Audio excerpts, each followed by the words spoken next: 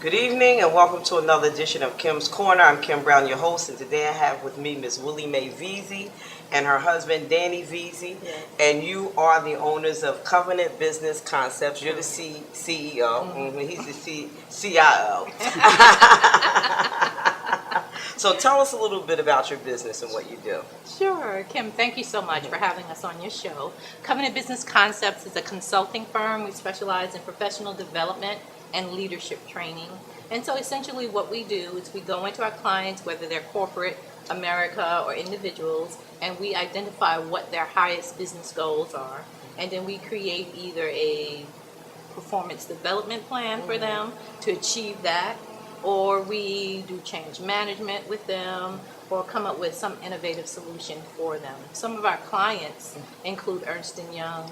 We just landed Colgate-Palmolive, which we're really excited about, Novartis, and a few other Records Business School. We've done work at Columbia University.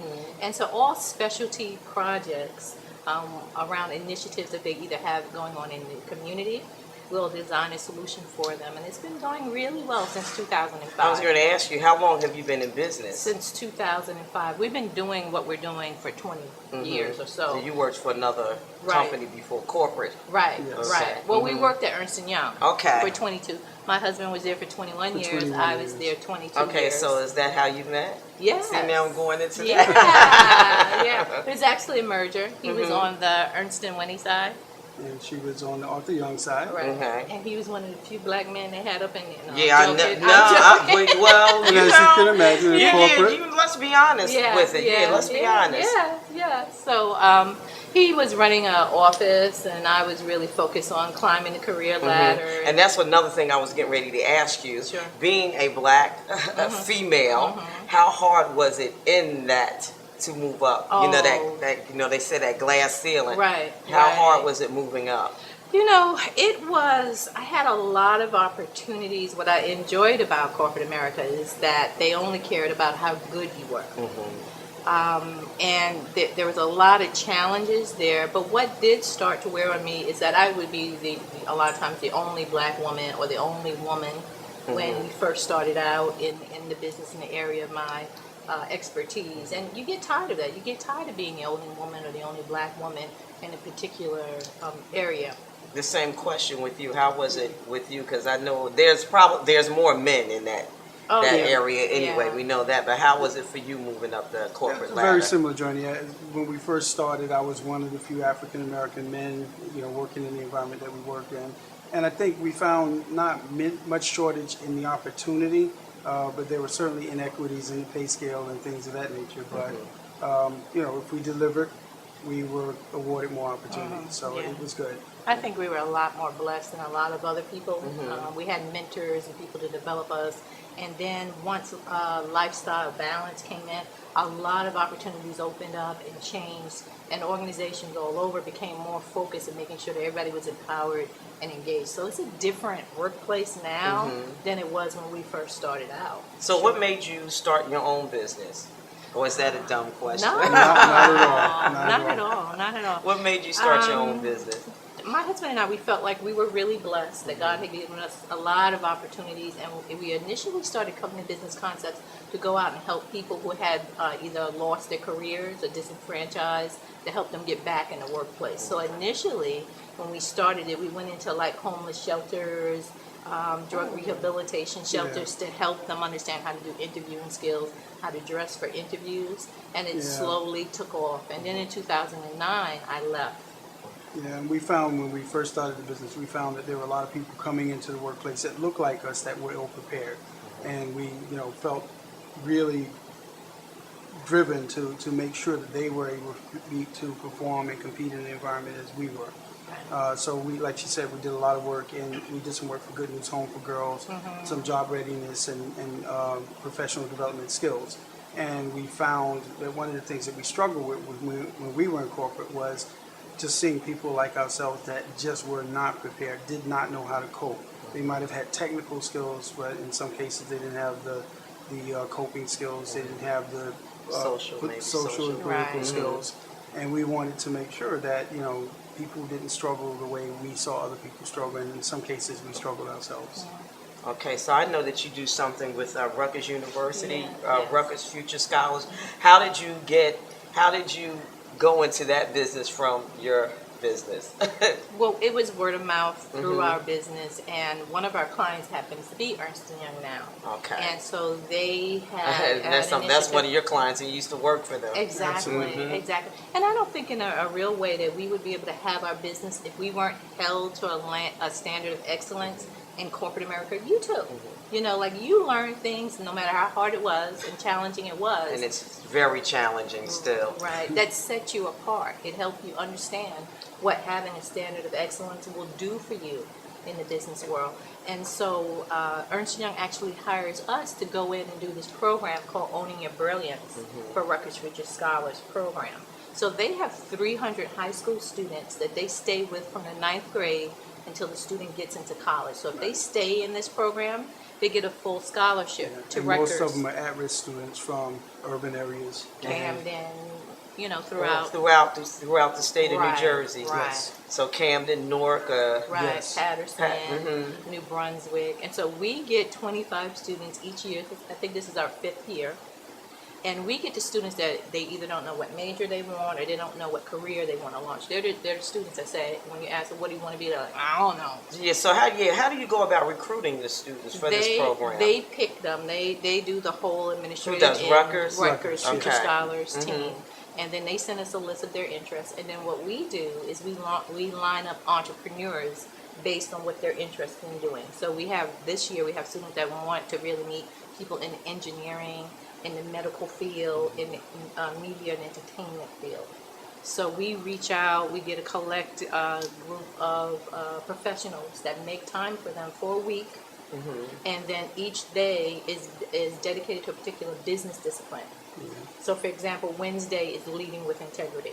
In the morning we come in and we teach them about that business discipline, and then from 11:30 to 2, they go to that corporation or to that entrepreneur and learn how to practically apply that business discipline. Yes. So the Speaking of the- program kind of mimics an internship for them. Okay. Now, speaking of, where do you see the job market going to? Is it more technology or engineering? What does it look like for the future? I figure in the next 10 years, where do you see the market going to?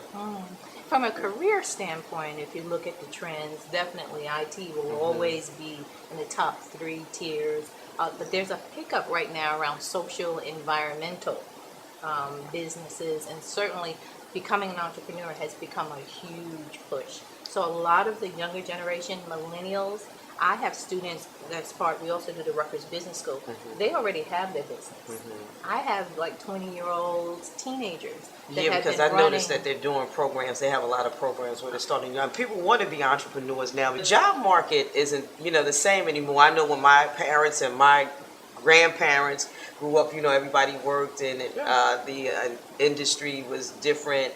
And people got their pensions and, you look forward to retirement. Now you would starve to death. You couldn't even live off of that type of money anymore. Exactly. You can't prepare for your retirement anymore. So Right. the job market is really gearing to entrepreneurship, and a lot of people think they can go out there and make all that money. You have all these reality shows on Sure. TV too, which is that's another subject.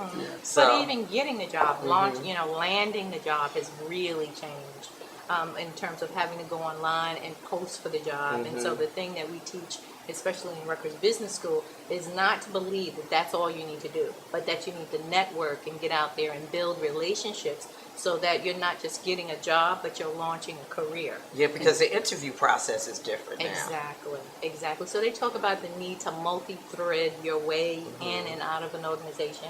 And that means making sure that you create strategic relationships that's going to inform you enough about the work culture so that you're picking the right job. We want our younger generation to be more informed. And you're absolutely right. It's not like they're going to land a job and be there for 20 years and retire. But the millennials aren't interested in that anyway. no. They're there to learn what they learn and then move on to the next relationship, to the next opportunity. And I think that that's actually a smarter way to manage your career. So what age group does that cover that you deal with Rutgers? Well, You said it starts from the 9th grade? Right, from the 9th grade to the 11th grade. So that's like around 14. Right. Yeah, 14 to 18 or wherever they wind up. We get the 11th graders. Okay. We don't get all of them, but the entire program covers 9th to 12th. How many students do you usually have? How many do you usually work We with? we have 25 in the program that we're working with. I think the actual program has somewhere around 300 students. Right. Okay, so the program goes from 9th grade to college. Right. Yes. Wow. And it's a really incredible program. We work with different colleges. These people who run this program, they know these students. They follow them year round. They're invested in their personal life, and that's why we thought it was a good, opportunity for us to partner with them to support this. So how can people get information about that particular program? Where can they go? Well, Rutgers has a website, Rutgers Future Scholars, and they would be able to go Be there. RutgersFutureScholarsMaybe.com or something that's Yes. under Rutgers University. Yes. Right, and then they have to be part of one of the high schools that That participate. So all high schools don't participate in No, it. it's select high schools that participate in the program. I believe they got about 5 or 8 high schools that participate. I like in to it. know those high schools Yeah. that participate. Yeah. Well, Just out of curiosity. I can send you that information so Okay. you can post it Okay. on your website. Okay. That's great. But you know what? I think I need to take a break because Okay. I have to get a word in from my sponsors. That's how Kim Alrighty. Corner gets paid. And we're Yeah. going to talk about that later too. Maybe you Okay. can help me. All right. So we'll be right back Great. after a word from my sponsors. Stay tuned. Yeah. Hey, better watch Kim Corner. Don't you touch that dial. Hi, I'm Larry Holmes. Watch Kim Corner every week. She's a knockout.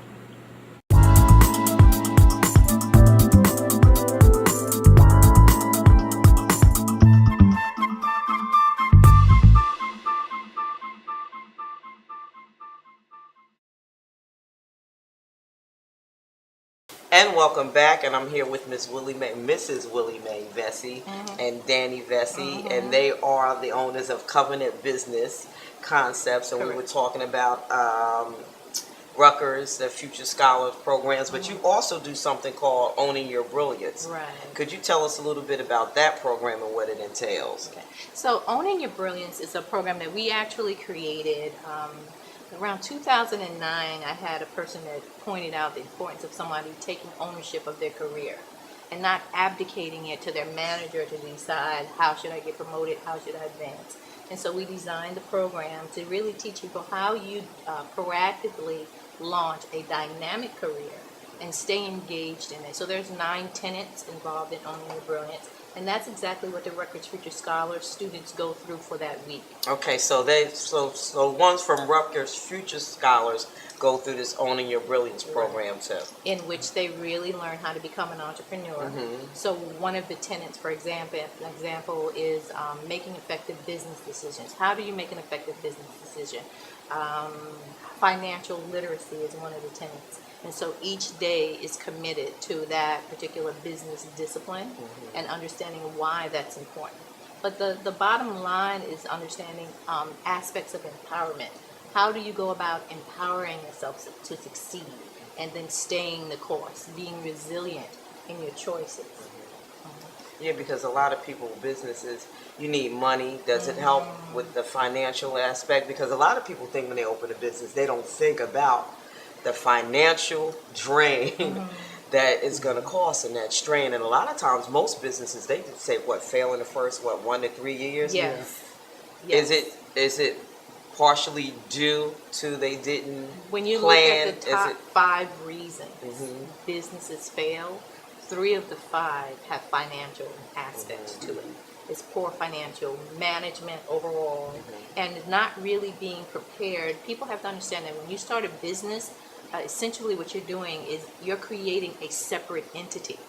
And so when you come out of corporate America with a corporate or an employee mindset, you believe that you own that business, that's your business, and the money, you use it however you want to. But that's a separate entity that you have fiduciary responsibilities with. And if you don't run that correctly, you end up in a financial minefield. Most entrepreneurs are really good at doing the business activity, but not the business of the business. They don't do things like keep the finances separate. Whatever money the company makes, and it's an extension of my personal financial circumstance, and they just don't really plan for that well. So that's one of the reasons why finances is a huge part of businesses failing. Right. And so we challenge the students from a financial literacy standpoint. We ask them, if you get $20, what's your first initial reaction? Is it to go out and spend every bit of that $20? And why is that? Why don't you think about, let me save this? And especially here in America, you know, we have so many programs set up that we don't really worry about being destitute like other people do in other countries. Well, they need to start worrying about it Well, because now- it's happening. Yeah, and it's starting to happen here now. Absolutely. Now they're really starting to think about it. So we go through the process of making sure that the students really begin examining, how do you relate to finance? Now, you said some of your students have their own businesses already that they started. How old were they? What's the youngest? This at 16 years old, and they had an IT business. Okay. Oh, you said Yeah. they had one. No, together. yeah, no, not work- Dan. Oh, no. But he's on the IT side of the house, and that student, 16 years old, had an IT business, primarily back end social Search engine media. optimization and social media, making sure that people had all of the social media channels hit. So, you know, they had a Twitter account, a Facebook account, and everything that they needed to have a presence, a social media presence in the industry that they're working in.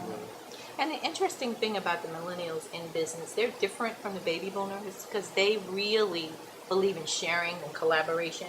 And so if they find out, oh, you're interested in doing this, they will give everything they have to help you be successful. And back in our generation, it's like you had to prove yourself, right? You had to be in there 5 years, 10 years, really prove yourself in order to get anything. They will share everything they have to make sure that Really? yes, they're very collaborative. That's interesting. Yeah. Because most people don't. Yeah. So, and it's a whole thing with that social networking now. And we were talking about optimizing, you know, your search my engine. search engine. Yeah. And I don't know. I guess I'm from that old school. That social thing, it's just, I don't know. But You know, that's the it's a way. lot of That's work. the way it's going now. Yeah, it's a Yeah. lot of work. You have to have a presence. You have to know how to use it. A lot of what we consider regular networking now takes place online. So you got a LinkedIn account and you got a Twitter account. Yeah, I have a LinkedIn, And I have a Twitter, I have a MySpace. Yeah. I still have a MySpace. Are they all linked I- together? I- You have them all linked together? They're all linked, except for I found out that MySpace wasn't. Oh, Yeah. okay. But I don't know why. Well, not Because yet. when I go on my blip, everything else is linked. Oh, It good. links everything together. And LinkedIn is not either, and I don't know why it's not into LinkedIn either. Oh, okay. Yeah.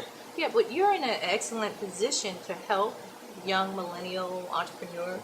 I mean, this would be exactly the type of show that they would want to come in and get their word out. So you've got a great channel, you know, to really have an impact on the future generations. We need to get your info. How can we get in contact with you? How can people get in contact with you if they want to learn more? We have a website, www.covenantbusinessconcepts.com. And so you can go to our website or reach us directly at 732-789-4691. So you also help entrepreneurs, Yes. people are established, like old people, Right. like my producer. No,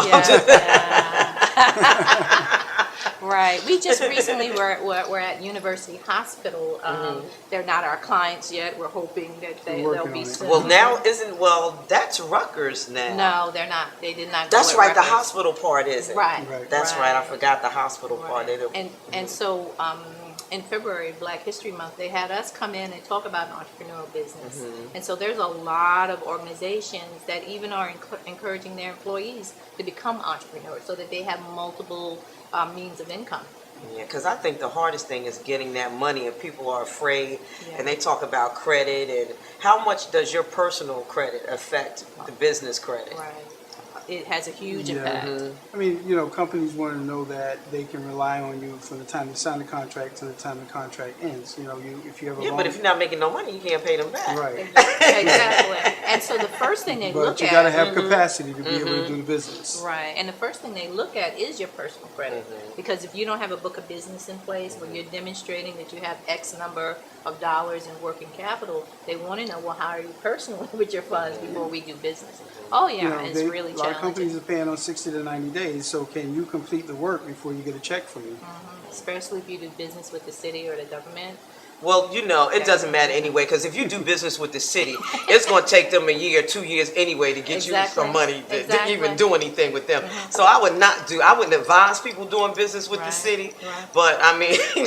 But there's a lot of people making a lot of money. That's another, because you can get a lot of money. Oh, you can get money. You can get money from them if you can get it out of them. Right. But you have to know how to do that, and there's an I know how to do. I know how I'm getting ready to do it. Essex County has a lot of initiatives in place. I just went to a program a couple of weeks ago where they did a digital media marketing training class for entrepreneurs. Okay. Yeah. So definitely go to Essex County Essex website. County, right. They've got some really great people in places, and get used to reading the RFPs, the request for proposals, and start responding to them. That is a great activity in itself. Even if you don't land the opportunity, you want to be comfortable with responding to the RFPs. Okay. Yeah, we're not going to talk about the city or the county right now. Yeah. So give us more information how we can get in contact with you again. Okay. You can reach us directly at 732-789-4691, or you can go to our website and kind of get a sense of the services that we provide. And our website is covenantbusinessconcepts.com. What's the best advice you can give someone right now that's going into their own business? Make sure that your infrastructure is in place. Spend some time on your business plan, making sure you know what you want to do and how you're going to get there. A lot of people will just launch their business and then find themselves struggling to get the resources they need or to make it through while they're waiting to get paid. And I know the SBA has like a free program that you can go through online, and they'll take you through each step of trying to build a business plan, creating a business plan. But having that business plan is key. There's a lot of people who are incredibly successful even without a business plan. But what happens is that when you become successful, you get a lot of other people kind of coming into your life and telling you, you should do this, you should do that. If you don't sit down and really write out what you want your organization to be, you can lose sight of your vision. You can lose, somebody else can end up owning your dream. Because they'll take it over and then convince you to be something other than what you intended to originally be. So have that business plan in place. Make sure that your finances, get you an accountant, get you a bookkeeper, get that in place. Things like QuickBooks. Count your own money. Yes. Count your own money. Count your own money. Pay your own bills. Account for your own money. Yes. Because that has led to some problems too. But again, RutgersFutureScholars.com, I think it is. I was on that website. FutureScholars.rutgers.edu. Okay. What is it? FutureScholars.rutgers.edu. Okay, great. And Owning Your Brilliance is the name of our program. Is the name of your program. And give us your website again. www.covenantbusinessconcepts.com. And your phone number. 732-789-4691. And see, the women always do. The women did most of the talking today. But I want to thank you so much. It's so much information. And I'm sure we're going to be sitting down and we're going to be talking, because you're going to help Kim's Corner get some money also. Definitely. She needs lots of money, because I need some new forms of transportation now. There's a lot of money out there. I need a Lear and a yacht. Those are the only way I want to travel now. I want to go from my plane to my yacht. Anyway, I want to thank everybody for joining Kim's Corner. I'll see you next time. Bye.